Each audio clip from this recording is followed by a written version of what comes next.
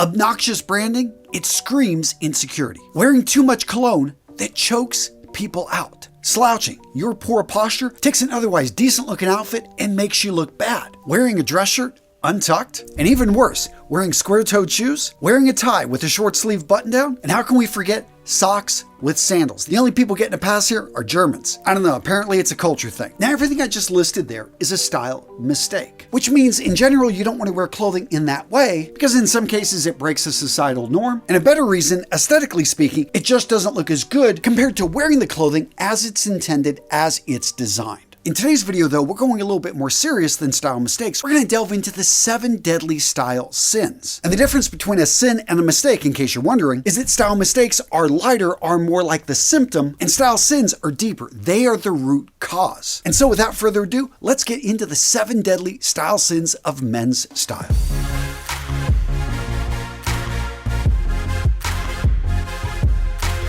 Style sin number 1. Wearing clothing that doesn't fit. Gents, fit is the foundation of style. If your clothing doesn't fit you, nothing else matters. Baggy shirts, sagging jeans, shirt sleeves that swallow your hands. Guys, poor fit does nothing positive for you. It takes otherwise nice, maybe even expensive clothing, and it just makes it look bad. So to fix this, first understand your measurements. Now the best way to do this is to take a tape measure and measure all the critical areas like your chest, waist, inseam, sleeve, neck, because with this information, your skin measurements, we now have a place to start. We have a better understanding of what size clothing is going to work with your body type. Because the reality is this, there aren't standards in sizing. One company's medium is another company's small is another company's large. Now the only safe way to find clothing that fits you is either to try it on or before buying have an idea of what measurements work for your body and then ensuring the clothing you buy is close to that size. Now the next step to getting a great fit is to find the items already in your wardrobe that fit you well, that when you put them on you just love the way they look, the way these pieces contour with your body, and the items that are too large.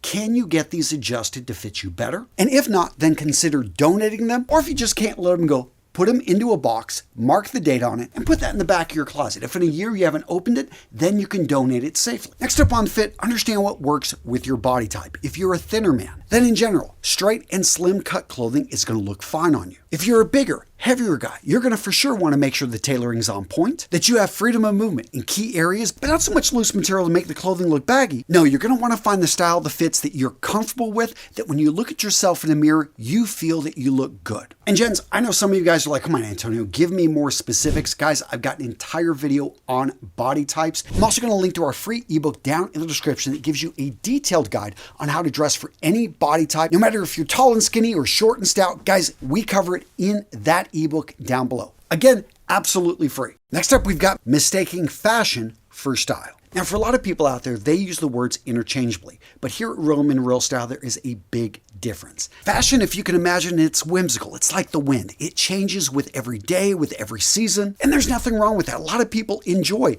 actually following fashion trends, looking for them, changing things up. But for most men who want to use their image as a tool to get what they want out of life, I'm going to recommend classic style. Now, the problem with classic styles, it doesn't have the best image. A lot of people think it's boring, but honestly, gents, it's anything but. You see, classic style basically means that this style, that this look has worked for a while and isn't going anywhere. In fact, the term for this is called the Lindy effect, and that's basically how long something has been around is how long it's probably going to continue to be around in the future. So let's take the example of the sports jacket. It's been around for over 100 years. So most likely the sports jacket will be around for another 100 years. And when you also understand that the sport jacket builds up the shoulders, slims up the waist, gives you an overall more regal appearance, and it's not going anywhere in terms of fashion and trends, well, guess what? You can go out there and spend a little bit more money, almost view it as an investment, because it's a foundational piece of clothing that you can have in your wardrobe,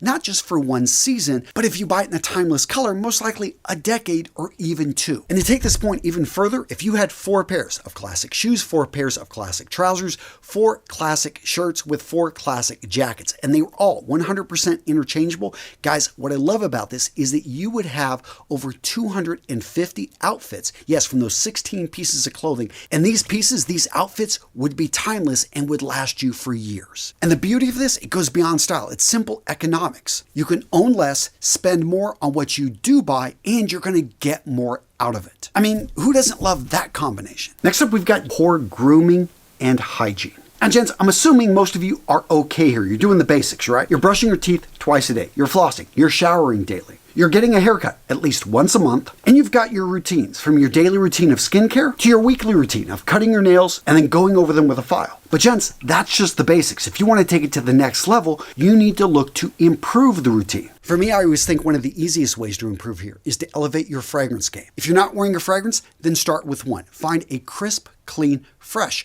signature scent that you can wear in pretty much any situation. Which, I know you shower and you think you smell good, but think of it like offense and defense. Yeah, you're playing defense by staying clean. Having a little bit of offense, though, that helps you score points with the ladies and get noticed and remembered by everyone else. Another area to improve is cleaning up the stray hairs, especially between going and seeing the barber. As we age, we start to lose the hair up here and it starts to grow out the ears and out the nose. So weekly, trim that hair, keep it at bay, and if you're going more than a couple weeks between seeing your barber, make sure to shave the hair off the back of the neck. Lastly, don't be afraid to try some teeth whitening products, from do-it-yourself at home strips to something as gentle as a teeth whitening toothpaste and mouthwash. The next deadly style sin is not dressing for the occasion. So the biggest misconception I see out there is that people think that life doesn't have a dress code. Seriously, it does. Now, it's unspoken in the vast majority of situations, and to prove it, think of a man who is successful. Think of a person who's at the top of their game in your industry. Now, for some of you guys, that guy may dress casual like Jeff Bezos, or maybe you're in a more conservative industry and he wears a suit. Perhaps he's an athlete, but what we will notice about each of these individuals is that they do wear clothes. They have a uniform. They have a way that they dress. Seriously, nobody's naked, which means they have a uniform. They have a way that they dress, that they present themselves to the world so that their image, so that their style can speak for them before they even have to open up their mouth. Now, we do this as human beings and in our society because we live in a society where there are status levels. And since the beginning, since ancient times, we have used status symbols, things that we wear, from jewelry to clothing, to be able to quickly determine who a person is and where they're at on the hierarchy. Why do we do this? Why is it important? Well, to be straight up, it's a shortcut. It's a form of heuristics that allows us to be able to make sense of a complicated world that is full of information. So, knowing this, wouldn't you want to dress in a manner so that you could send the message you want to send? Because otherwise, aren't you sending misinformation, or even worse, could you be shooting yourself in the foot by confusing people and forcing them to do more work to figure out who and what you're about? So find your uniform, find your look. It doesn't matter if it's casual, if it's a bit dressier, or anything in between. Build your wardrobe, design your outfits to serve you and help you get ahead. The next deadly sin is overdoing it with color, patterns,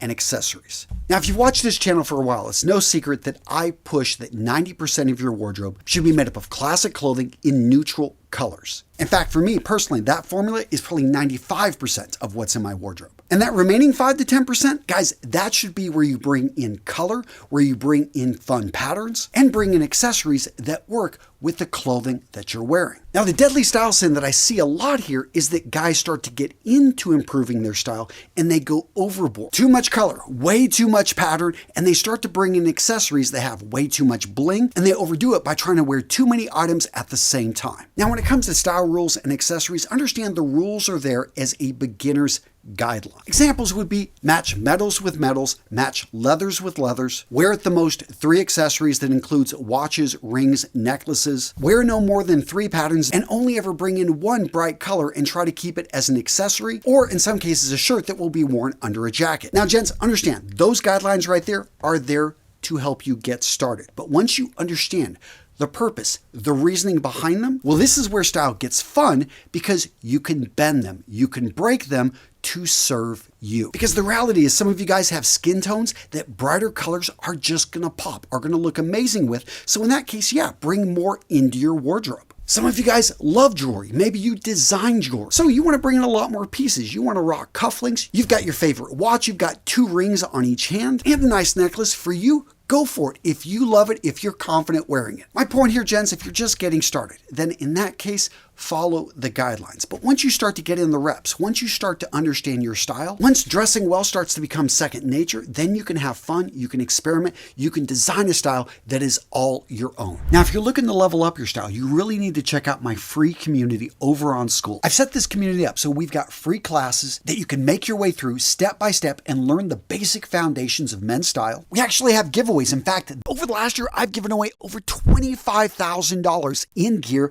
that has accumulated here in my office, and I love sending it out to you guys free of charge. And I have to say, the men that are in this group are friggin' awesome. We've got a no a-hole policy. People treat each other with respect. And what we've managed to create in this community is a place where a man can come in and ask questions and get some solid advice. So gents, use the link in the description of today's video. Go check out our free communities on School. These are for you to become the man you know yourself to be. Style sin number 6, wearing clothing that is dirty, damaged, not taken care of, or past its prime. Now on the surface, this one seems obvious. I mean, who would want to wear clothing that's dirty, that smells, that's fallen apart? But the reality is we oftentimes hold onto a piece longer than we should because it just fits well. We like the way it feels. Maybe it's got a bit of nostalgia, or we would rather spend money on a video game than get a new pair of jeans or shoes. And then there are the things we wear that we're not really taking care of. Yeah, wearing those dress shoes but not cleaning them, or in the case they can take a shine or a polish, not doing that. Slipping on that shirt and not pressing it, not ironing it. Yeah, because it's good enough. Well, gents, here's the deal. When you want to stand out from the crowd, good enough isn't enough. And the best way to overcome this is simply have a system. I know for me, after I'm finished wearing a pair of shoes, I take them and I polish them immediately before I put them away. This ensures when I need the shoes, they're already shined, they're already ready to go. The same thing after I finish cleaning my clothing, I go ahead and press and iron it at the time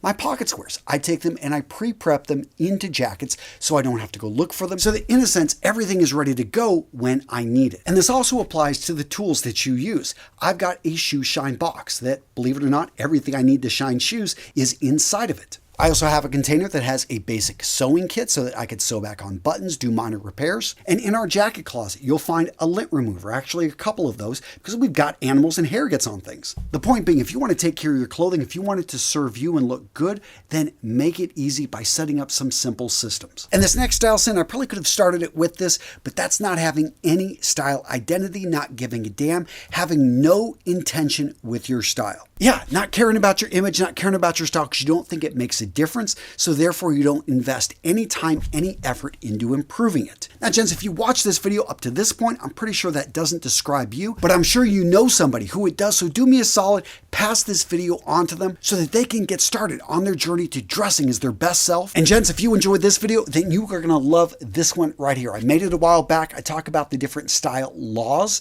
Yes, there are style laws. I got style sense. I come up with a lot of this stuff. I've been doing these videos for years because I want to help you become your best self, become the man you know yourself to be. So yeah, go check out this one. It's a solid video. I think you'll enjoy it. Boom, right there.